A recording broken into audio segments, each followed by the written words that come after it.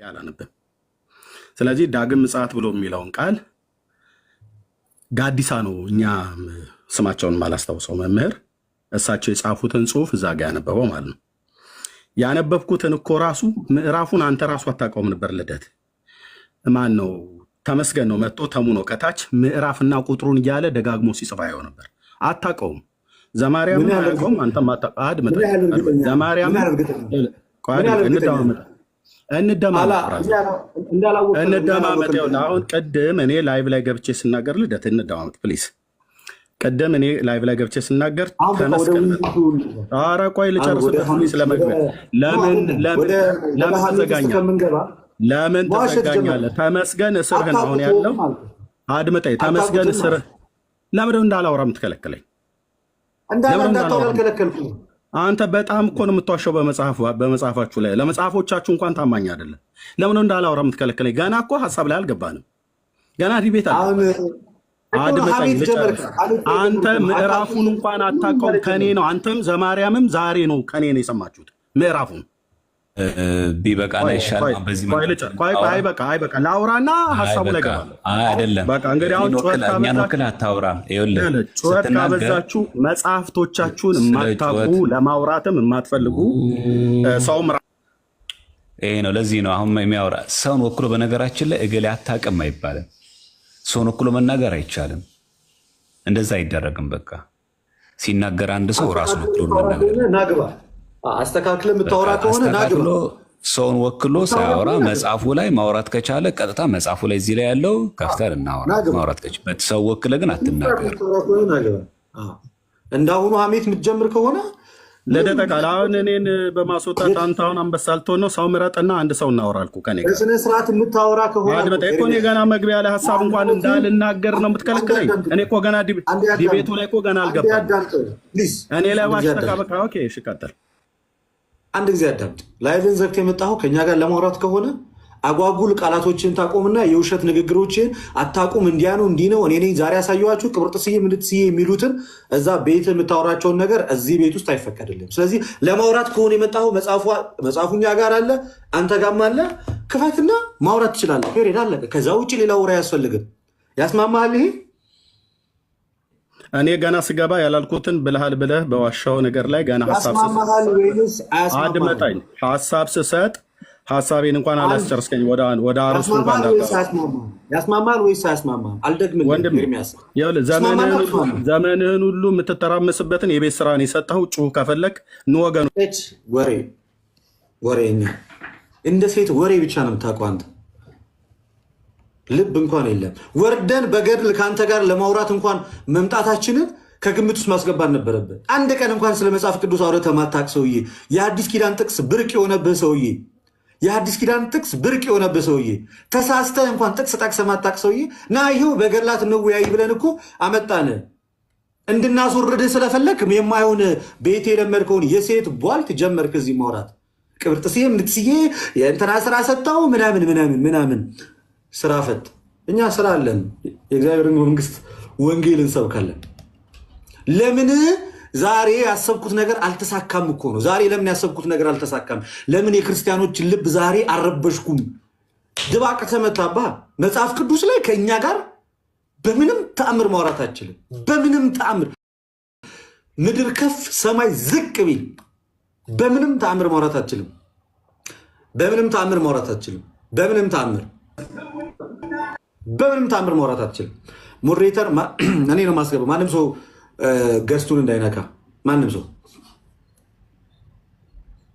መቼም በመጽሐፍ ቅዱስ ማውራት አትችልም።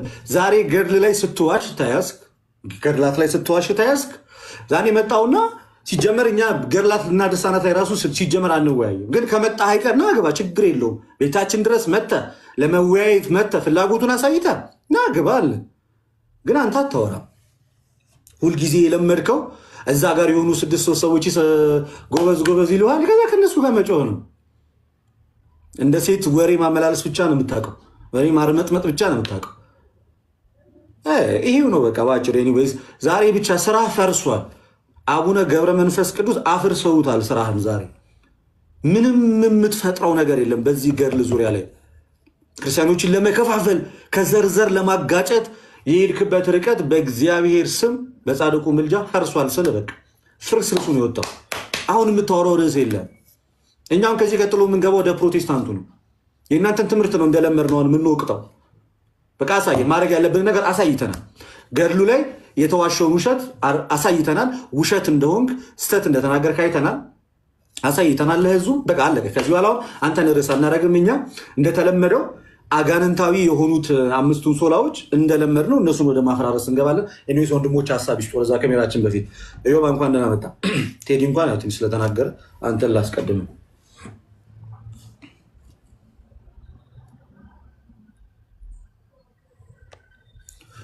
አለ እዮብ። ኦኬ ቴዲ ቀጥል ለማለት። አዎ አይ እንደዚህ አይነት ንባቦችን ሰው ሲያገኝ ለምን ሙሉን እንደማያነብና እንደማይሰማ አላውቅም። አሁን ይሄ ሰው ብዙ ጊዜ እንደዚህ አይነት ፎልቶች በተደጋጋሚ ጊዜ ስለምናየው እንደው ርዕሳችን ማድረግም ተገቢ አይመስለኝም። በቃ እኛ የሚጠበቅብን እውነታው መግለጽ ነው። በቃ እውነቱ ምንድን ነው? የጎጃምን ህዝብ